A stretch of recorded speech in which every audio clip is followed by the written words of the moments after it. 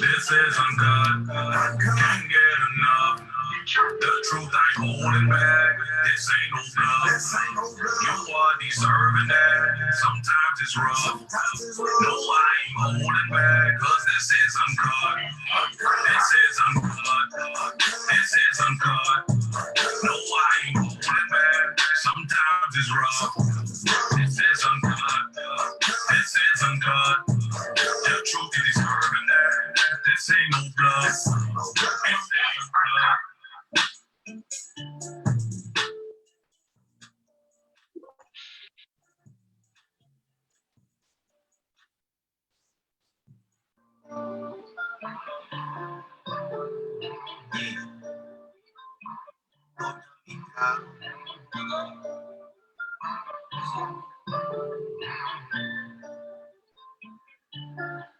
This is Uncut. Can't get enough.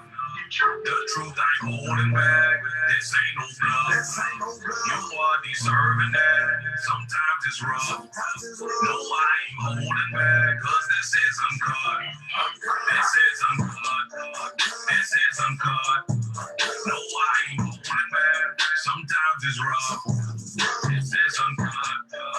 This is Uncut. The truth is deserving that. This ain't no bluff. This is Uncut. It's a catchy song.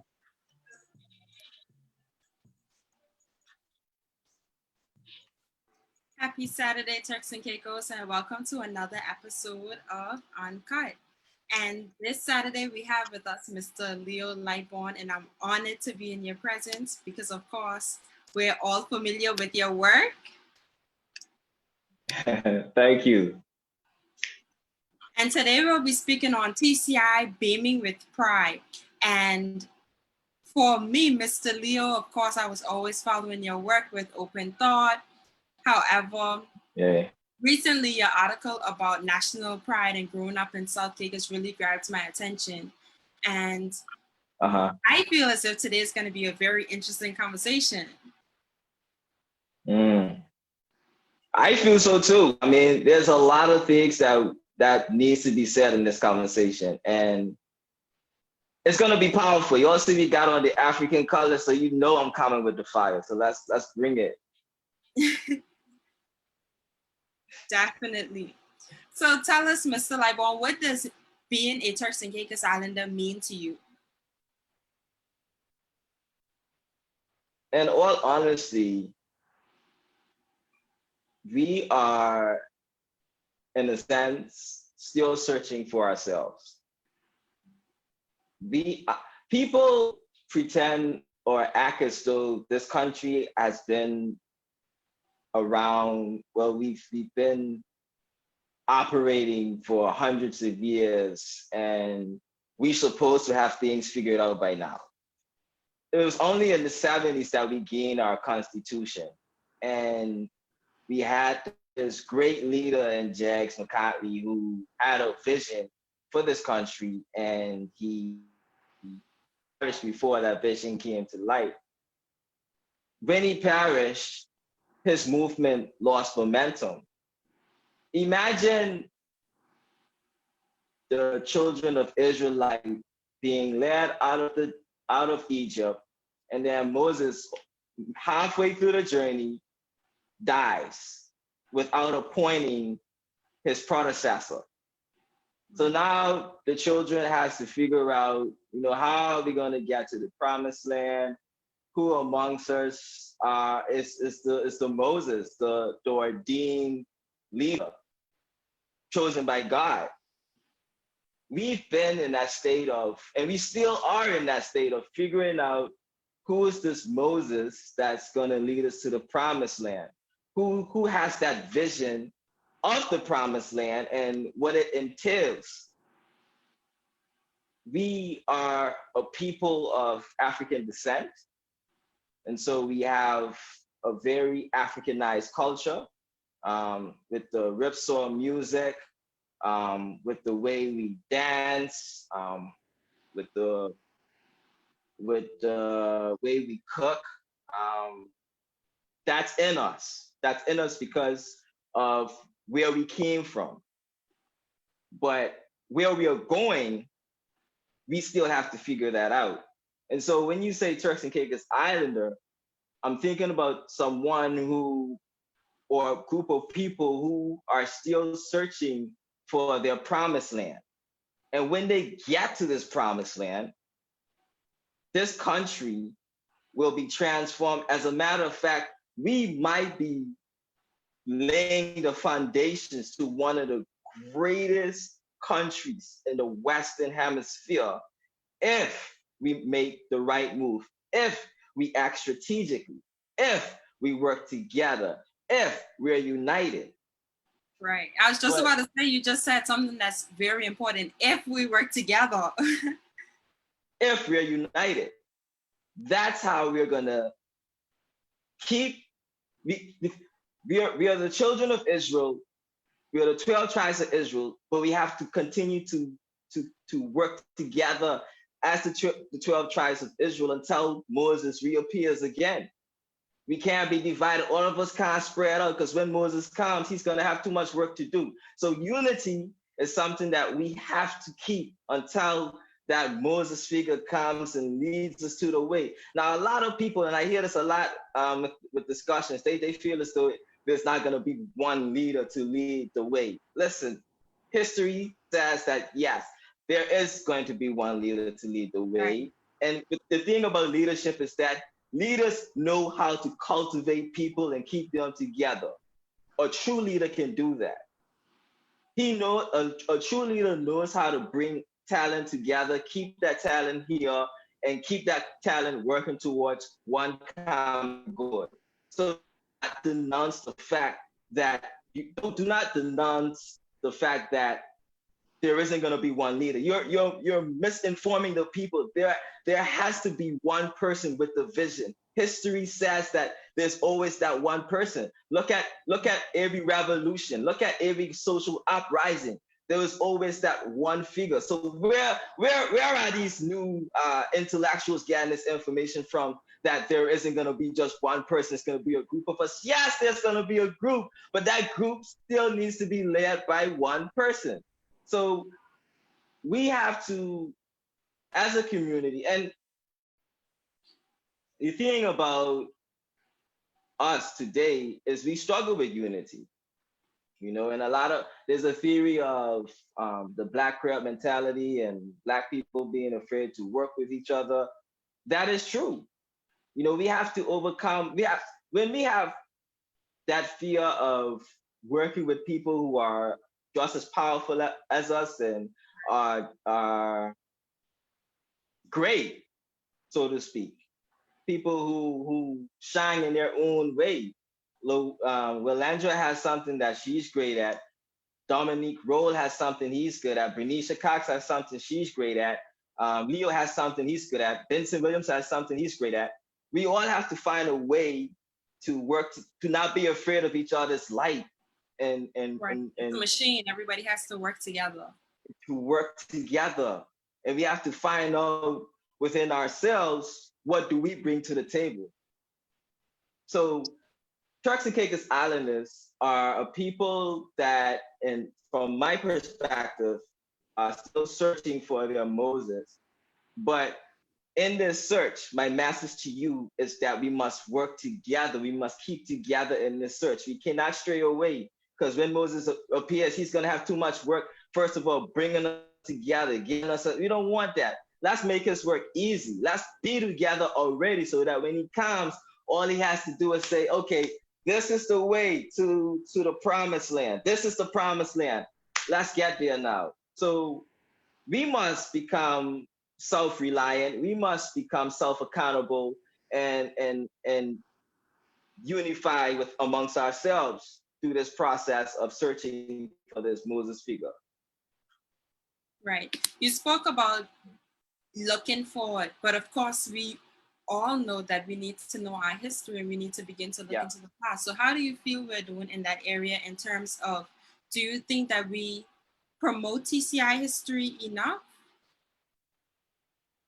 No, not at all. I'm 29 years old and I have yet to read a book about Jags, our national hero. I've yet to watch a movie about Jags. I was watching a Actually, Death of documentary. a Patriot is a really good one again about Jags. That was I've read that one. It was all over the place, but it was a nice attempt. I did read. Yeah, it was, but written by a local. That one was written by a white guy and a dog, so I can't really very sure.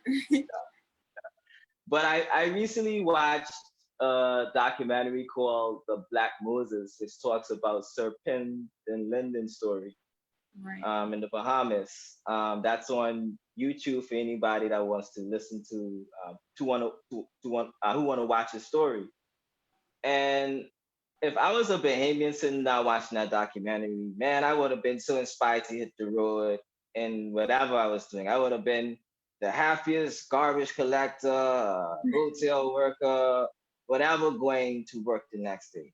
That's what documentaries and books do for a population of people who are searching for themselves and who are losing hope in a sense. It remotivates them, it inspires them, it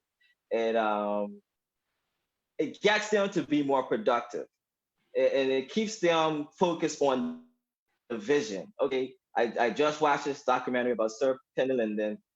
I am gonna give out 110% now because I know what he fought for. I know what he was working towards. I look around, I don't see his vision coming to life. I am gonna continue this journey or uh, this fight that he was leading back in the day. That's what those things do. We don't have that here yet.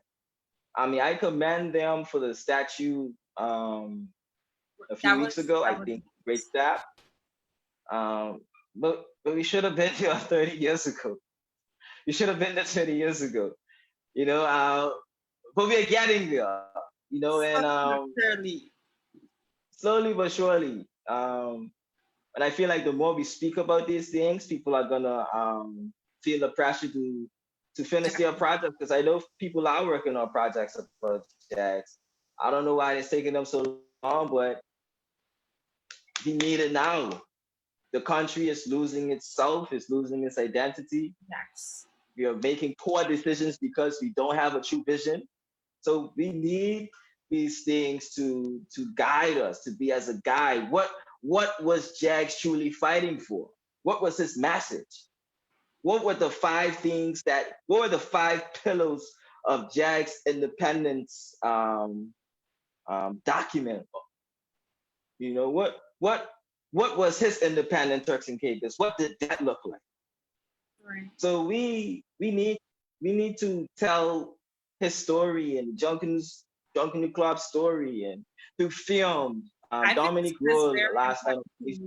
I feel like it's very important to know what his independent Turks and Caicos was. I feel like you touched a very important point. But I'll pose a question to you that I posed to both Bernicia and Serrano a few weeks ago. What is your idyllic Turks and Caicos? Wakanda. Like that's it. We have a lot of subcultures and different islands. The South Caicos, the North Caicos, the Grand Turk. We have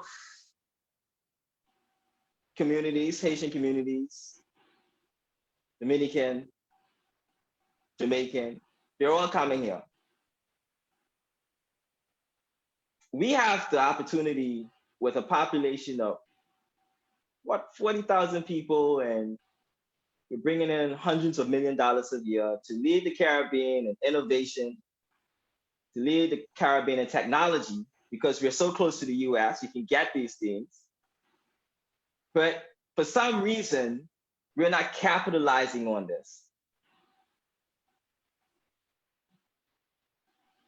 Together, we're utilizing these people in the wrong way that's coming here. They're only coming here to exploit, to look out for themselves. But if we create a vision, that Wakanda-like vision, they're gonna know what they're coming to the Turks and Caicos Islands to do.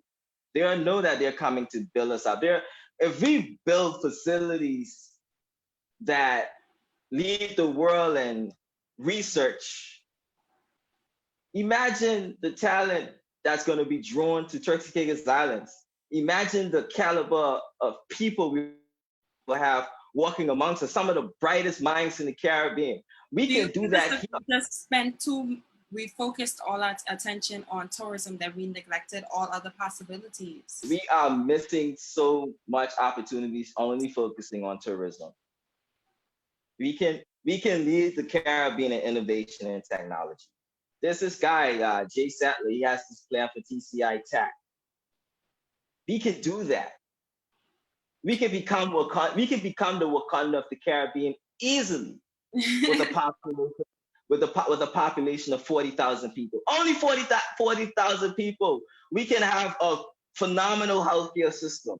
We can have the best schools.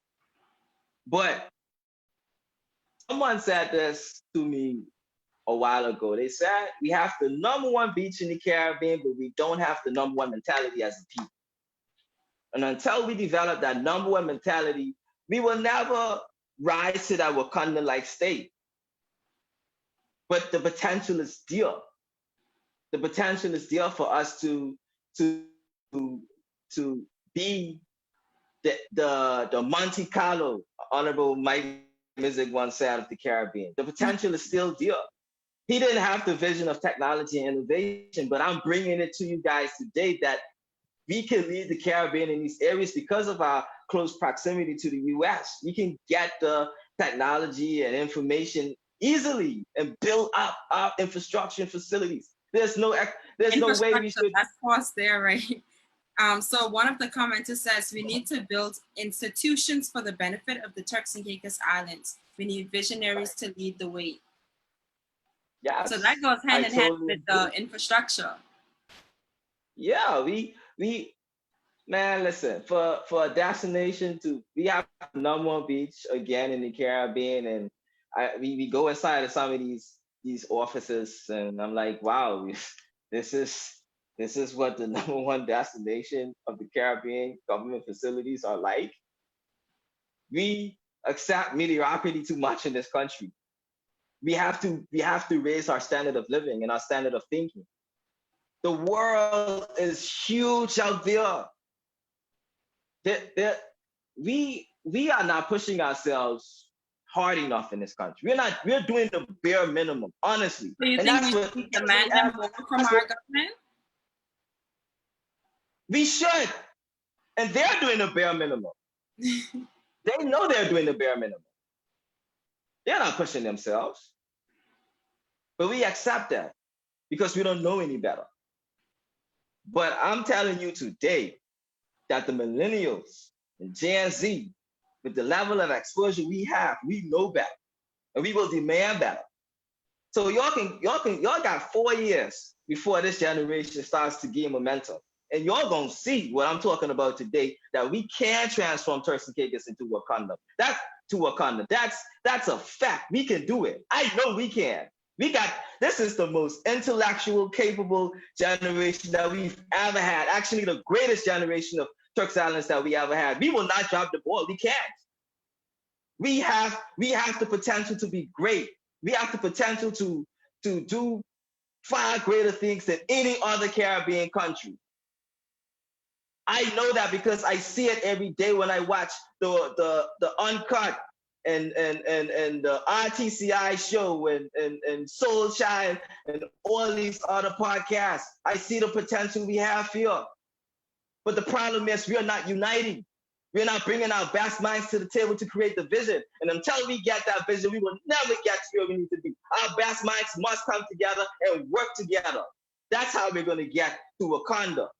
When you watch the Black Panther movie, it was all of them sitting around a console, all of tribes. Only one tribe that lived outside of the city, but all of them sit at a table, and there was a king.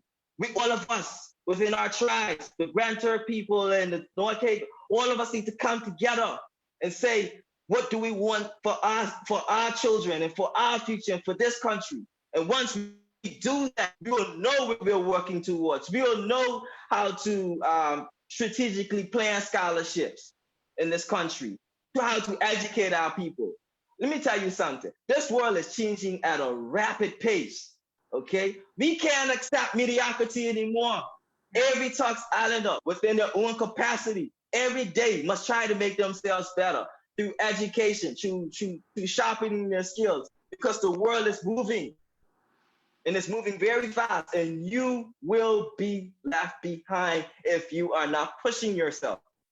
So innovation and technology is breaking through, but we will catch up late because we do not have the leaders that are recognizing now what's happening in the world today.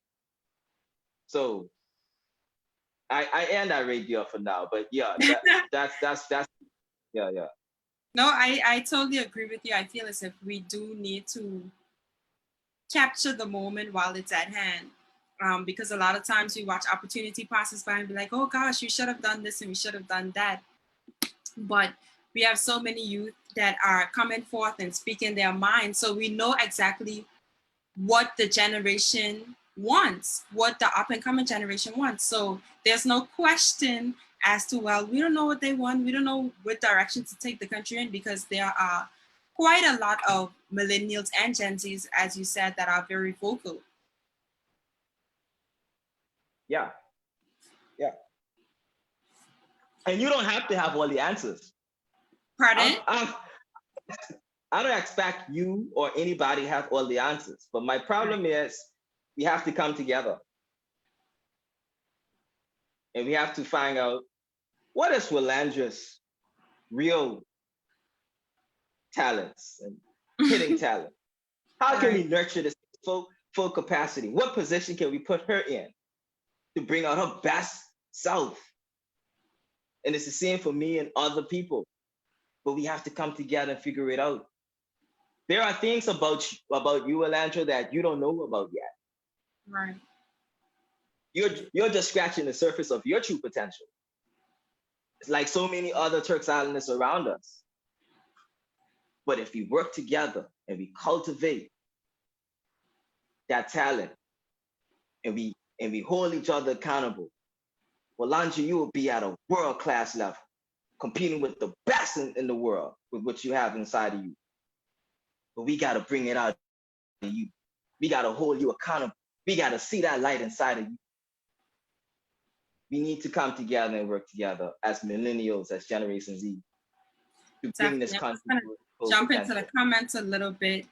Miss Stella said, don't have the space not to leap and create change. It's a must. Miss Sonia said, remember the scripture, Joshua 2, verse 2. Moses, my servant, is dead. Now, therefore, arise, go over this Jordan, thou and all this people unto the land which I do give to them, even to the children of Israel. Who among you millennials will be the Joshua? Powerful. Bernicia said, we must put our minds together to form a think tank and a movement. I think that would be great to see all of these awesome minds in one room, because of course, having the show, I get to experience a piece and a peek into a few of the minds, but having you guys all in one room would be absolutely crazy. I'm telling you, if all of us come together and be like, man, listen, let's create Vision 2030 right now for young people. Imagine what we'll create. definitely. So we That's what spoke we a little bit. accomplished. Sorry, I didn't get that. No, I'm saying, no, go ahead. I already said what I need to say. So we spoke a little bit about the history. Do you think that Turks and Caicos history should be mandatory in schools? Because for me, I don't quite remember learning a whole lot about our history. No doubt. Sankofa is an African word from Ghana. It means that, and Sankofa means in order for us to move forward, we must always look back. We don't need to reinvent the wheel. We are not the greatest civilization that's ever lived. There's been a lot of advanced civilization that's come before us, and we read about the Bible. We read about, I mean, if you study Eastern traditions and the Egyptians and all these other things, then you would know that humanity has been around for a very, very long time. So we don't need to reinvent the wheel. We just need to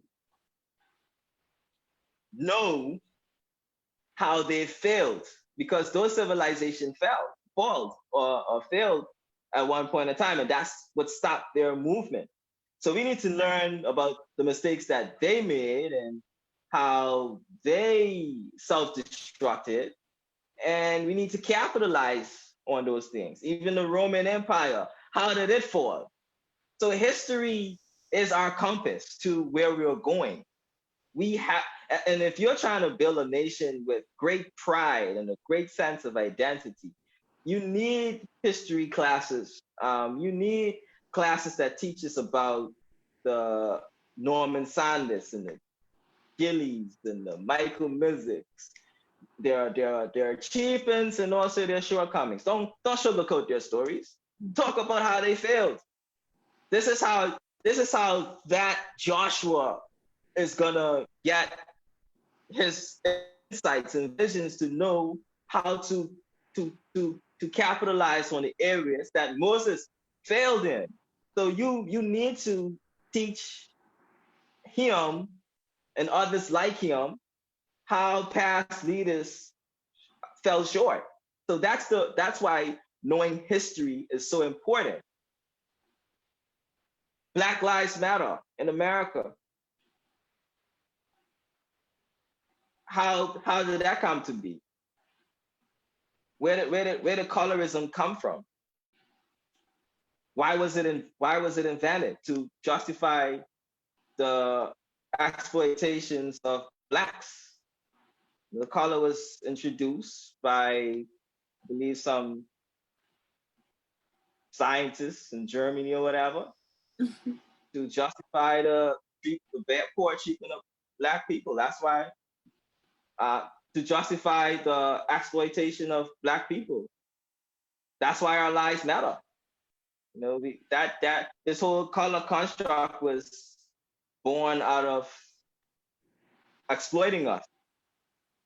That's history. Now you know. Now you know why our lives matter. We've been exploited for hundreds and hundreds of years. This is why you need to fight. This is why history is important, so that you know why you're fighting. Why am I fighting for the color black? Because a white scientist once used this to justify the exploitation of your ancestors. That's why you're fighting. Before then, there wasn't no black people or white people. It was just communities and ethnicities, I believe. But Knowing it was the never black, white, or shortcomings, nobody. knowing the shortcomings of past leaders will not only strengthen the individual, but as you said, it will help to bring unity, because then everyone would feel as if they have one common story. Right.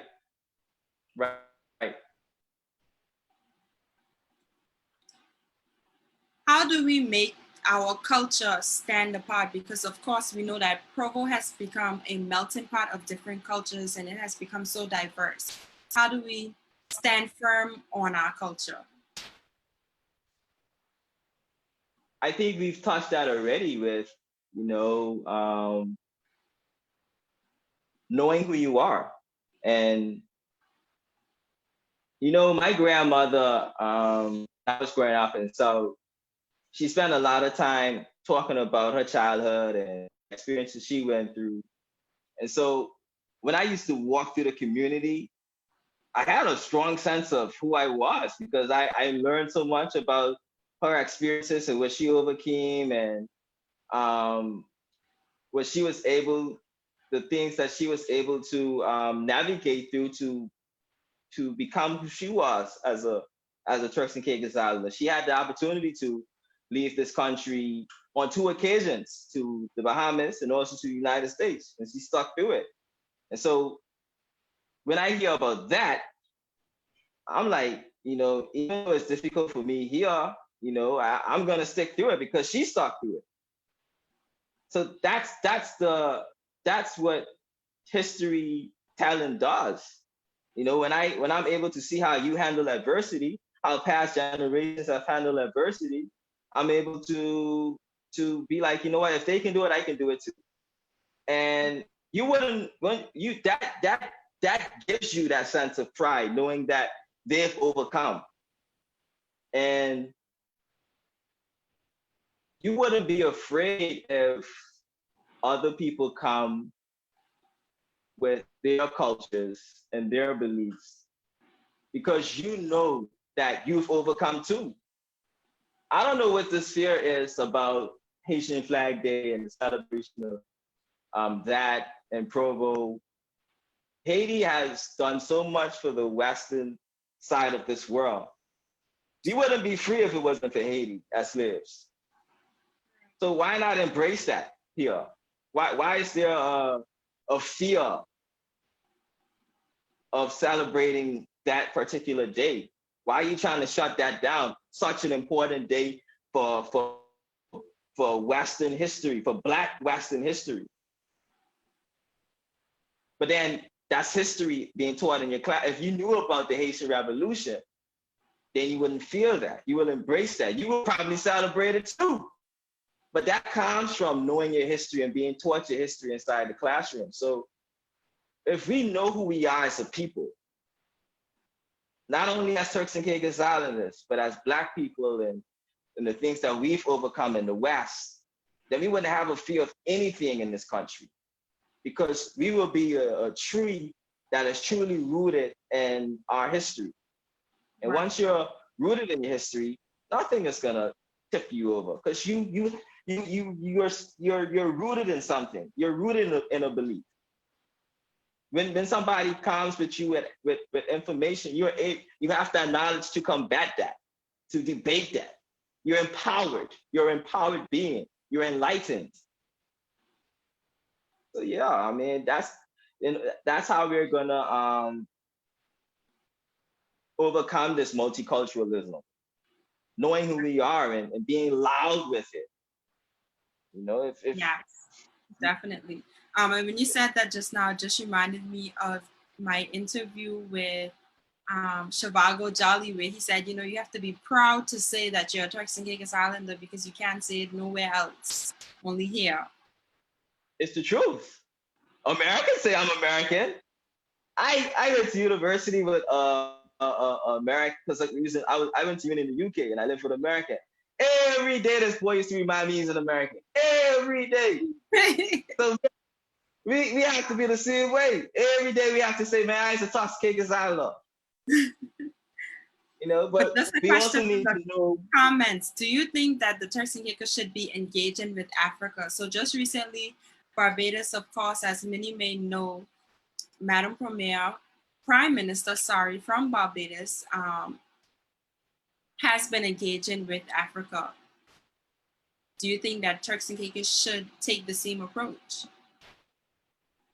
For the viewers that's joining us in the middle of this discussion, earlier I talked about Turks and Caicos Islands leading the way in technology and innovation. Like that's where I see us. Africa has already started that process. I don't know if you guys know about Akon's plan to build like this technological city in about 20 or so years or something like that. But Africa is already heading in that direction. Why not build an alliance with someone who's doing it already? Why not figure out what they're doing and how we can reverse engineer that technology? Turks and Or Caicos should Islands, we whatever they're even doing. talking about technology, or should we be reaching our hands out to Japan? I know sometime in the past there were talks about strengthening our tourism presence in the Asian community.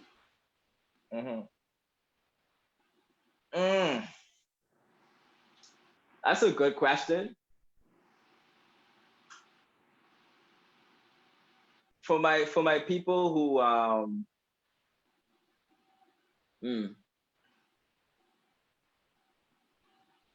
for my woke people, because we have woke followers watching this,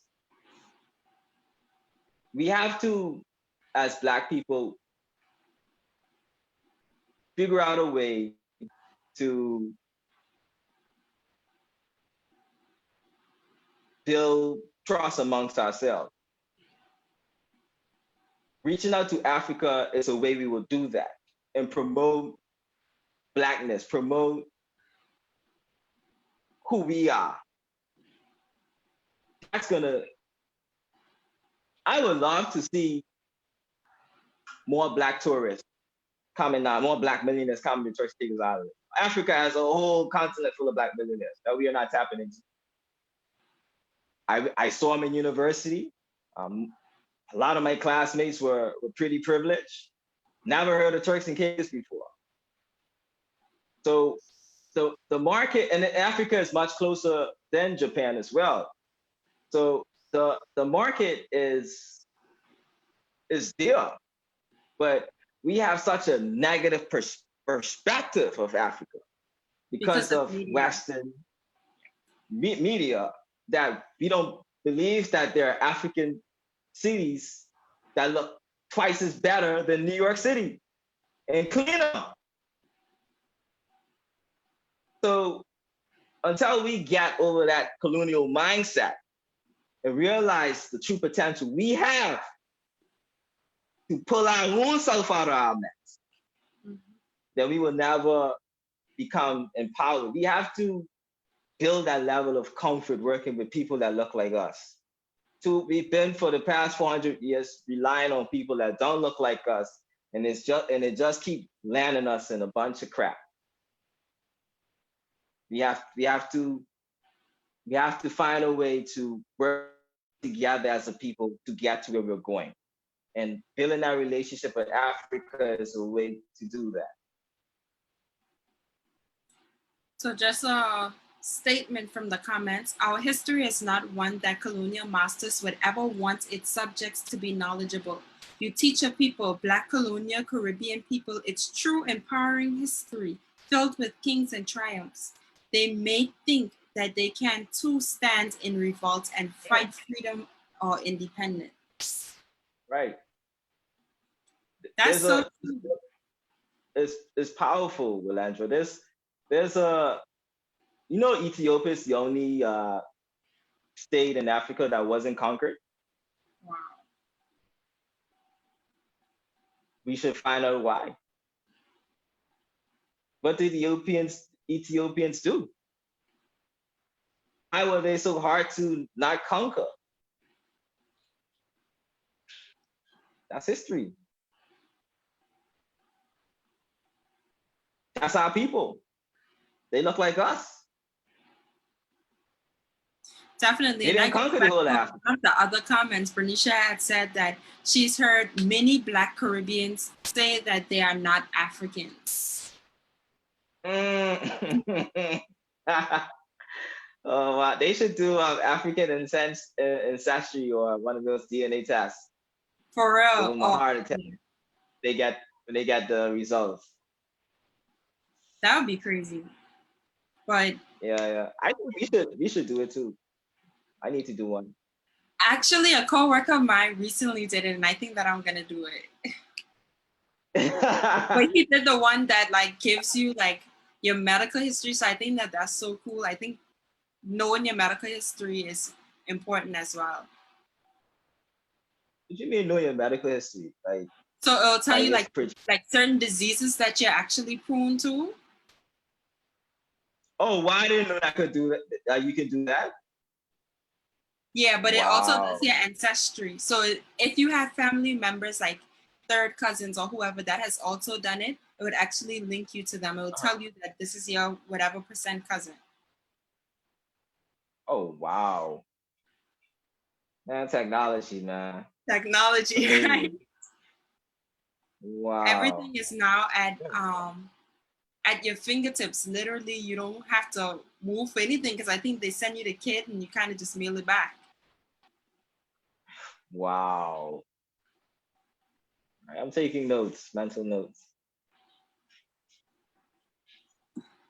And Bernicia said in the comments, meanwhile, Africa is being looted for its invaluable natural resources that the rest of the world can't live without. Very true. Preach.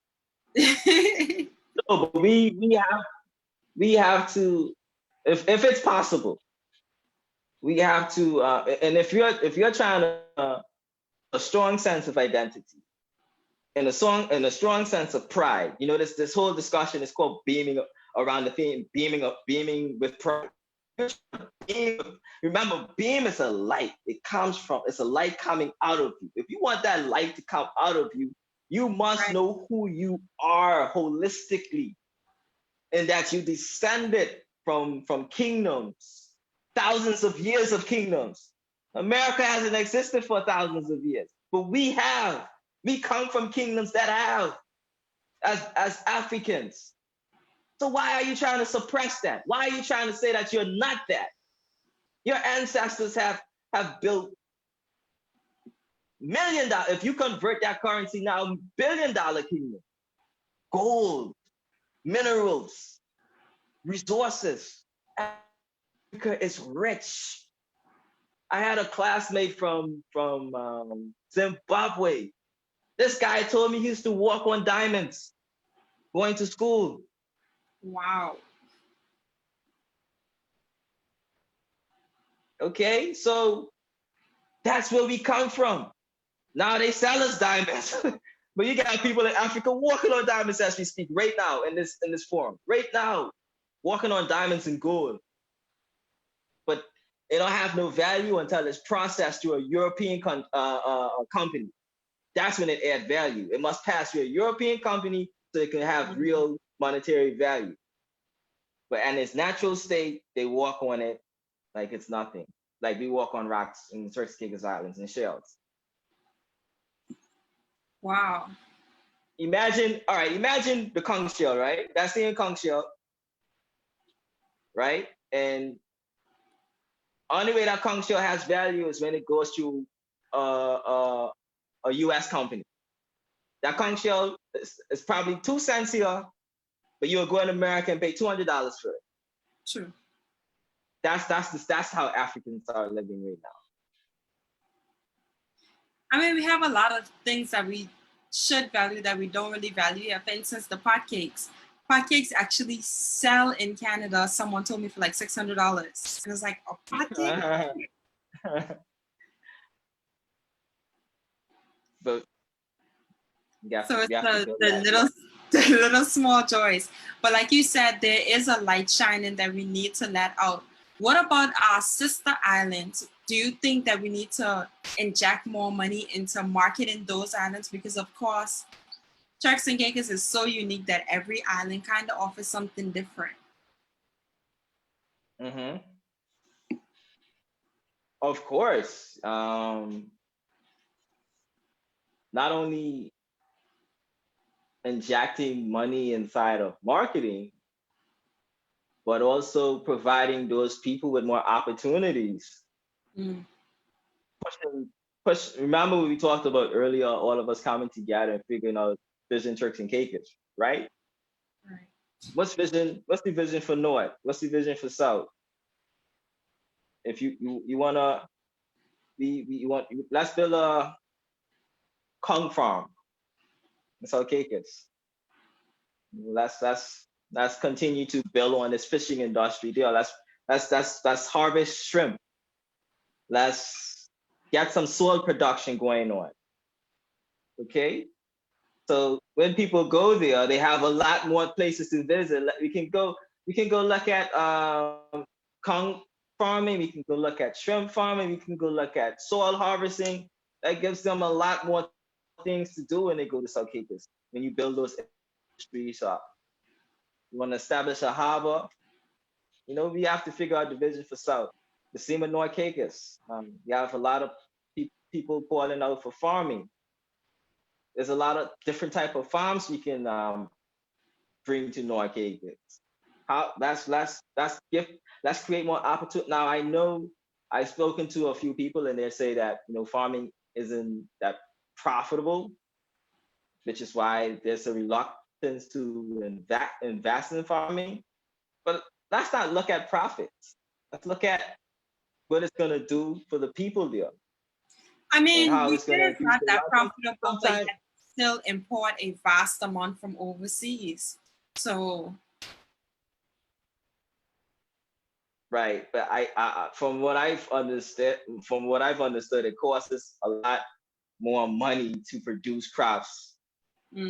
So it doesn't really balance. It doesn't balance out per se. But sometimes you gotta count your losses, and you gotta look at the vision when you count those losses.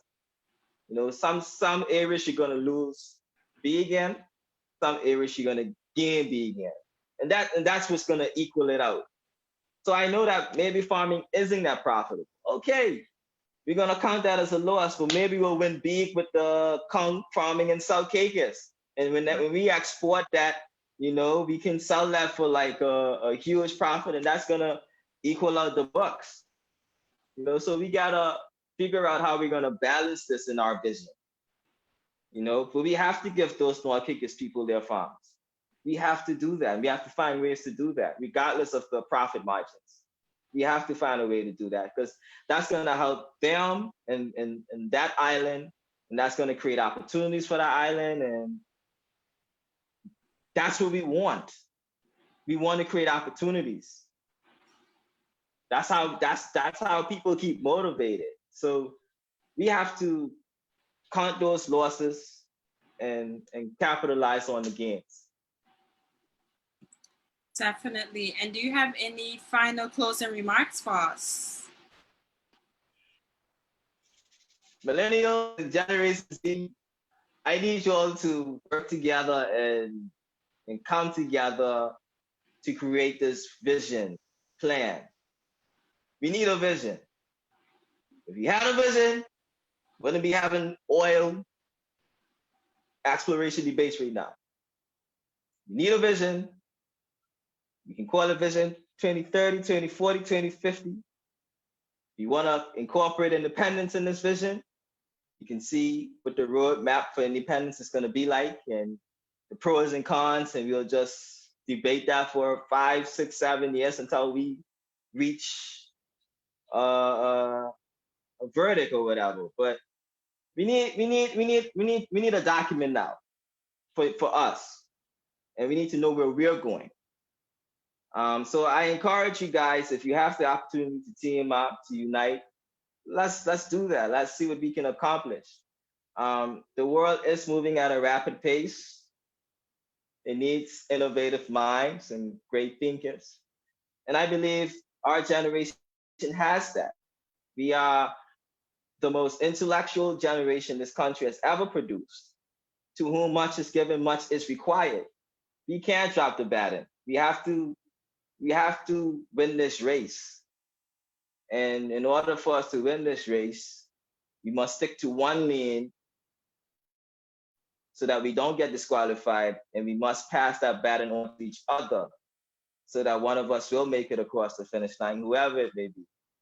So you guys, let's find a way to work together, and let's keep that baton moving. Tonight I pass it over to Olandra, and Olandra's gonna pass it over to somebody. And that's how this race is going to be won. Right, it's like a spark. Mm-hmm. Yes, exactly. So let's work together. Let's keep the baton movement, and one day we will get there, because we have it. If there's one generation that have it, it's this generation here, no doubt.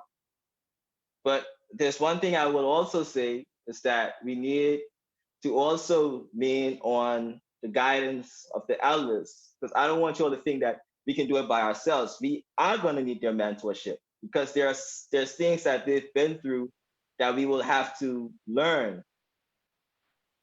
And then that's leaning on that Sankofa and learning their histories and seeing where they fail so that we can capitalize and don't make the same mistakes.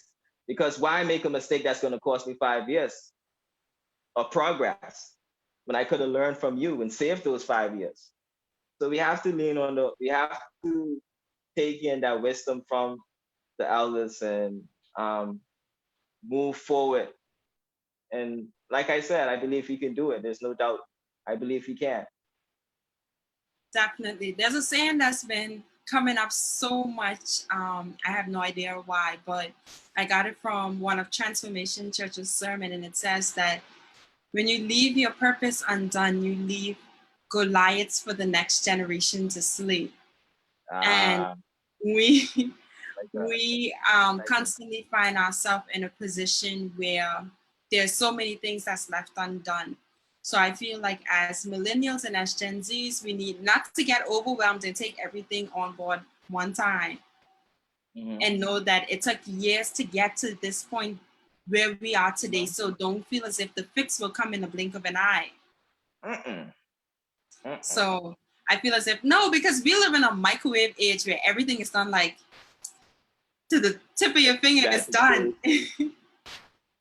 Yeah. So it's important for us to always remember that we didn't get here overnight, so we're not going to come from here overnight. But it's also important to voice our opinions and let our voices be heard. Because a lot of times we suppress our thoughts simply because there's someone else who's in authority. But we have to make our thoughts known and the way we feel known, because at the end of the day, this is the country that we're going to have to inherit. Yes, I totally agree. I believe, honestly, I also call on, and I hold myself accountable too. We definitely need to participate more. So in 2024, I am expecting a few us to be on the ballot. I ain't calling no names, but I am looking to cast my axe for a few millennials and Gen Zs in the 2024 election. So I'm putting that out there in the universe. Awesome. And my hope is that so many more millennials will come on the blocks, because of course it is always good to see our colleagues leveling up and to see our colleagues being a part of the process, because that's also important. In order to get change, you have to be a part of the process. So let your voices be heard and also be a part of the process. Thank you so much, Mr. Lightbourne, for coming on. And this conversation was, as I expected, it was awesome. But definitely Uncut hopes to have you on again in the near future. For sure. I'll happily come back on. Let's bring more of us on here. Let's have a group thing. I'm down. Definitely, I'll definitely organize that. Thank you. Go ahead. Yeah. One more thing. You all register to vote, okay? I think the deadline is November 20th. You all see what Black people did in America for Biden? We can do it for Turks. So young people register. And that's also important. A lot of times we hear a lot of talk around the town about politics and this and that, and then you say, hey, you registered, and all of a sudden it goes quiet.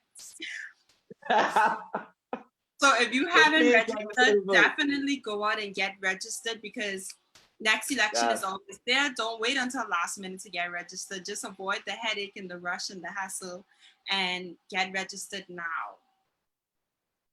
Yes, I believe the deadline is Friday, so y'all have to do it this week. Please go down to the office and register to vote. This is a critical elections, as you guys are seeing. So please Actually, participate. from my understanding, it doesn't even seem as if you register now if you'll be able to vote. It doesn't seem like that. I heard that, you know, I'm not sure, though, but I've been hearing that even if you register now, you might not be able to participate in the up and coming. I don't think so. I think because the list comes out March 31st and elections would have to be held before that. So I don't think that if you get on this list, I think this list will be for next election. Somebody in the comments, please correct me if I'm wrong.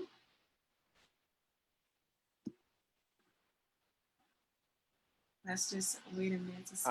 November 30th. Okay, so I guess November 30th is the deadline to get registered. Oh, okay, nice.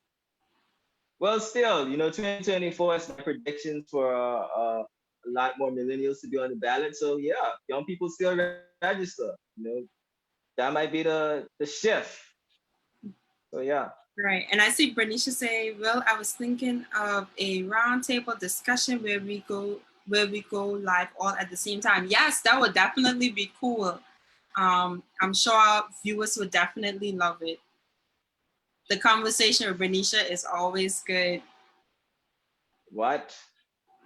Brilliant. Hey, Bernicia, what's up? So I was waiting for someone to confirm or deny whether if you make it on this list, you'll be able to vote in this election. But nobody seems to have the clear answer. So hopefully we get some sort of clarity on that very soon. I hope it is, because it'll, like in 2020, we still can't update our systems in time for the up and coming elections. We have to wait a whole 4 years. If we register like a month before elections, like, come on, man. Come on. Anyway. Definitely. I hope it's this elections. I hope. Well, I'm excited to see what happens this election.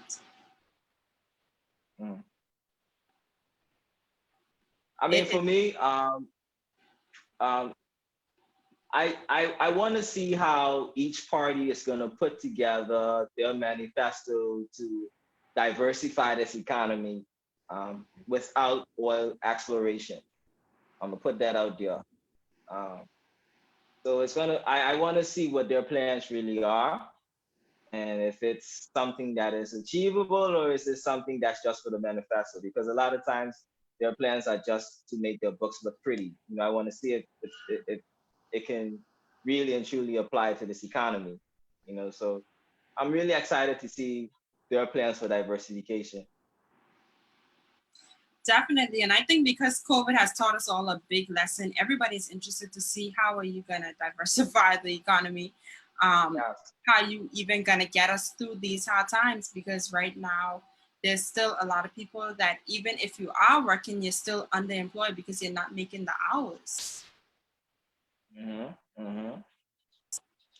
So just so you political parties know, millennials and Gen Zs, that is what we're interested in.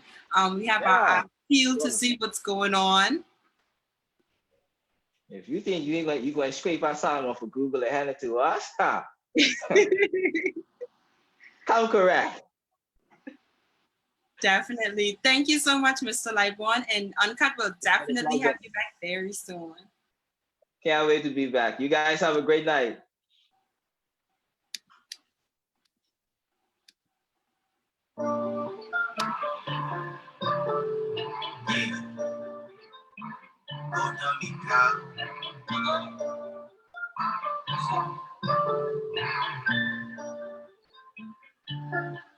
This is Uncut. Can't get enough. The truth ain't holding back. This ain't no bluff. You are deserving that. Sometimes it's rough. No, I ain't holding back. Cause this is Uncut. This is Uncut. This is Uncut. No, I ain't holding back. Sometimes it's rough. This is Uncut. This is Uncut.